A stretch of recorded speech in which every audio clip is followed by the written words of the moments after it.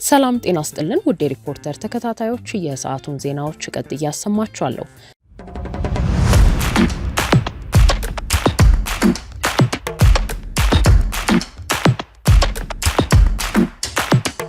የሲቢ አካውንት ብቻ ነው እንዴ ያለ? አሁንማ እድሜ ለሲቢ የነጋዴዎች QR ኮድ ሲስተም ለማንኛውም የክፍያ አማራጮች QRውን በቀላሉ ስካን በማድረግ ብቻ ወደ ሲቢ አካውንት መላክ ትችላለህ። የሲቢ የነጋዴዎች QR ኮድ ሲስተም ግብይትን ያቀላል። በሲቢኢ ተችሏል።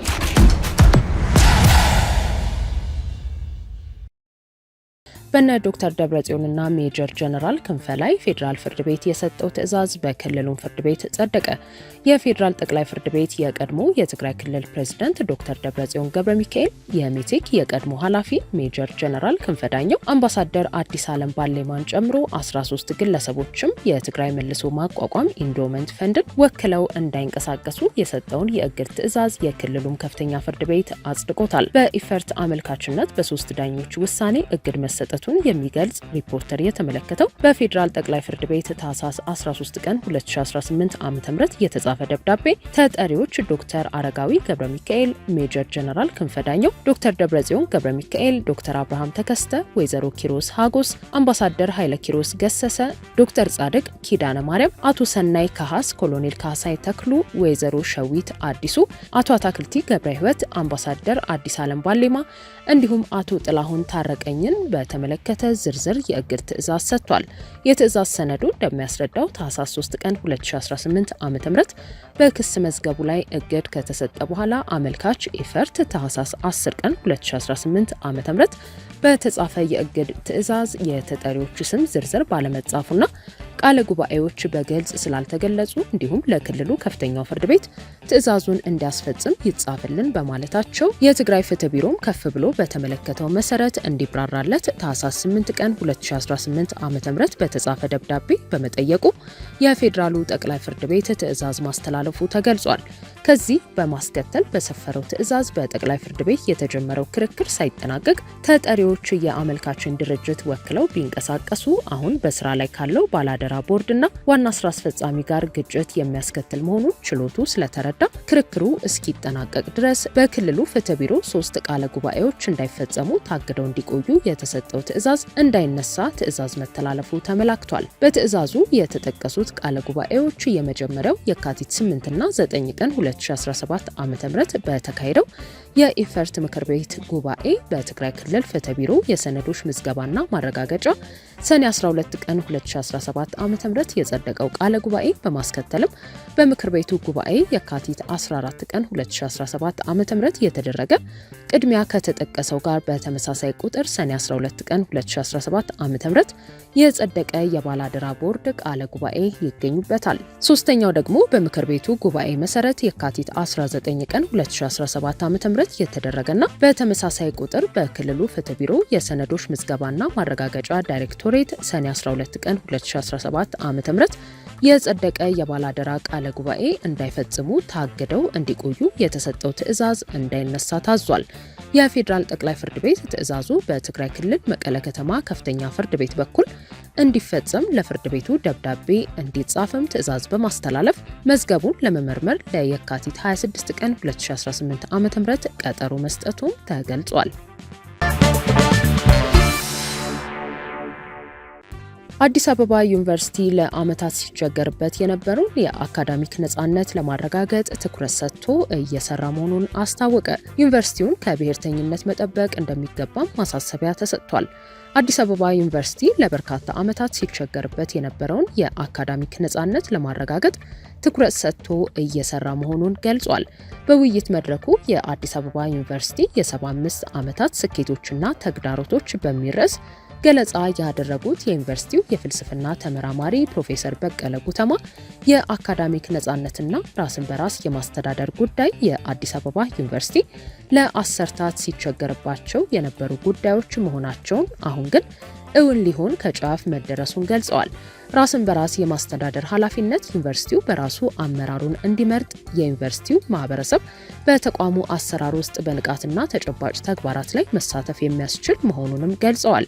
በመሆኑም ዩኒቨርሲቲውን በዚህ ኃላፊነት የማብቃት ፍላጎት፣ መተማመንና አጋርነት ላይ ለረጅም ጊዜ በመንግስት በኩል ያለውን ጥርጣሬ ሊወገድ እንደሚገባና ሂደቱን ማሳካት ከተቻለ ለዩኒቨርሲቲውም ሆነ ለመንግስት ትርጉም ያለው ለውጥ እውን ለማድረግ እንደሚረዳ ተናግረዋል። የተገኘውን እድል የራስ ማድረግ፣ ወደ ስራ ማስገባትና ለውጥ እንዲመጣ በቁርጠኝነት መስራት እንደሚገባም አሳስበዋል። የአዲስ አበባ ዩኒቨርሲቲ አካዳሚክ ምክትል ፕሬዝዳንት ዶክተር ጄሉ ኡመር በበኩላቸው ዩኒቨርሲቲው ከ2 ዓመታት በፊት በአዋጅ የተደነገገው ራስ ገዝነት ካሉት በርካታ ዘርፎች መካከል በአስተዳደር ዘርፍ የሚገኙት ራስን በራስ የማስተዳደርና የአካዳሚክ ነጻነት ተጠቃሽ መሆናቸውን፣ ባለፉት 2 ዓመታትም የተገኘውን የራስ ገዝነት እድል ወደ ተግባር ለማሸጋገር በርካታ ሪፎርሞች ሲደረጉ መቆየታቸው፣ ሪፎርሞቹ በአሁኑ ወቅት ወደ ማጠቃለል የደረሰ መሆኑን ጠቅሰዋል። የሚቀጥሉት 25 ዓመታት ዩኒቨርሲቲው ያገኘው ራስ ገዝነት ሙሉ በሙሉ በተግባር መዋሉ የሚታይበትና ስራ ላይ የሚውልበት ሁኔታዎች ይኖራሉ ብለው እንደሚያስቡም ዶክተር ጄሉ ገልጸዋል። ሆኖም በአዲስ አበባ ዩኒቨርሲቲ የ75 ዓመታት ጉዞ በኢትዮጵያ እያደገ የመጣው የዘውግ ብሔርተኝነት ከኢትዮጵያ ምሁራዊ ንቃተ ህሊና በሚል ርዕስ ገለጻ ያደረጉት የቀድሞ የአዲስ አበባ ዩኒቨርሲቲ ምሩቅና የፖለቲካ ምሁሩ ዶክተር አለማየሁ አረዳ ግን ዩኒቨርሲቲውን ከውጭ ሆኖ እንደሚመለከት አንድ ባለሙያ የገጠመውን ፈተና ሲያስረዱ የአካዳሚክ ነጻነት የዩኒቨርሲቲው መሰረታዊ ችግር ነው ብለዋል። የዩኒቨርሲቲውን የአካዳሚክ ነጻነት ለማረጋገጥም ምን ያህል ጊዜ እንደሚወስድ ማወቅ እንደማይቻል የገለጹት ፕሮፌሰር አለማየሁ እንደ አዲስ አበባ ዩኒቨርሲቲ ያለ ሀገራዊ ተቋም የአካዳሚክ ነጻነት ውስንነት ሲኖርበት ለተልእኮ ለመልካም ስሙና ለህብረተሰቡ በሚሰጠው አገልግሎት ላይ አሉታዊ ውጤት ሊኖረው ይችላል በማለት ስጋታቸውን ተናግረዋል። የአካዳሚክ ነጻነትን ማረጋገጥ የመርህ ጉዳይ እንዳልሆነ ይልቁንም ለከፍተኛ ትምህርት ጥራትና ማህበራዊ እድገት እውን መሆን አስፈላጊ መሆኑን አስረድተዋል። ፖለቲካዊና ማህበራዊ ጫናን የዩኒቨርሲቲው ሌላ ችግር አድርገው የገለጹት ሲሆን የዘውግ ብሔርተኝነትና ፖለቲከኞች የሀገራዊ ዩኒቨርሲቲውን እሳቤ ያፈርሳሉ ብለዋል።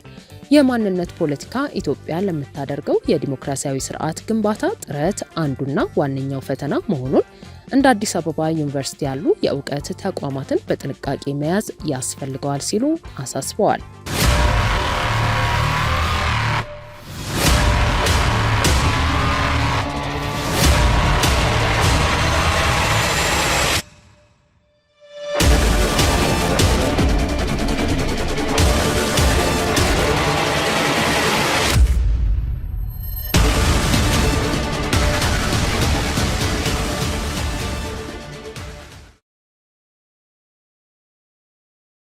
የሚኒስትሮች ምክር ቤትን ጨምሮ ሰላም ሚኒስቴርና 3 ክልሎች በተመሰረተባቸው ክስ ላይ ብይን ለመስጠት ቀጠሮ ተሰጠ። የሚኒስትሮች ምክር ቤት የሰላም ሚኒስቴር፣ የትግራይ ጊዜያዊ አስተዳደር እንዲሁም በአማራና ኦሮሚያ ክልሎች ላይ የተፈናቀሉ ዜጎችን በተመለከተ በቀረበባቸው ክስ ላይ ፍርድ ቤት ብይን ለመስጠት ለታህሳስ 24 ቀን 2018 ዓ.ም ቀጠሮ መስጠቱ ታውቋል።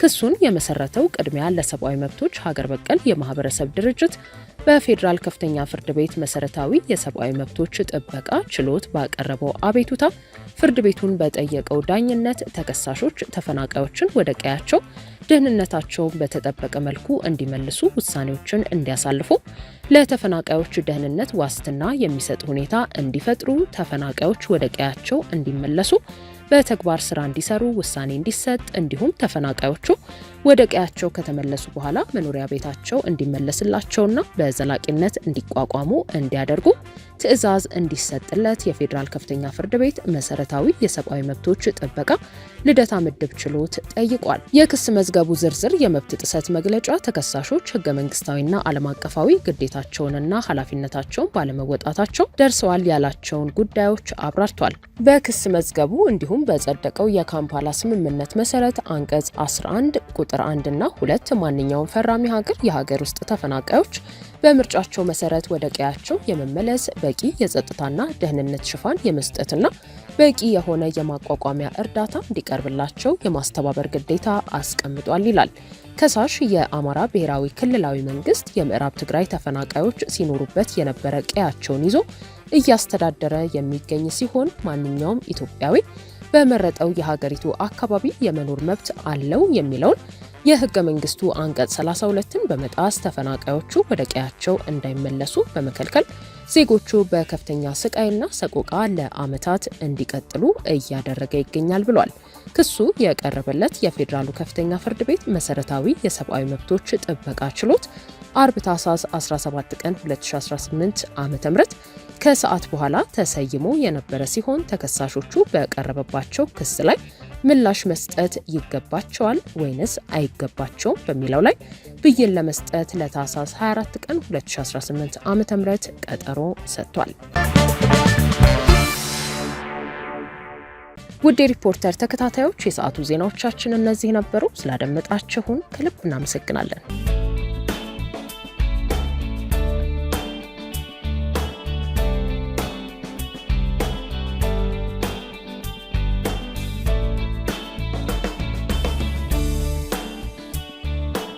ከህዳር 22 እስከ ጥር 21 ቀን 2018 ዓ.ም ድረስ ከአቢሲኒያ ባንክ ጋር ይጀምሩ፣ ያድሱ እና ይደጉ የተሰኘ የሽልማት መርሃ ግብር ዛሬም ለክቡራን ደንበኞቹ አዘጋጅቷል። ከእርሶ የሚጠበቀው የባንካችን ቤተሰብ መሆን አስደሳች ሽልማቶችን ማግኘት ያስችሎታል።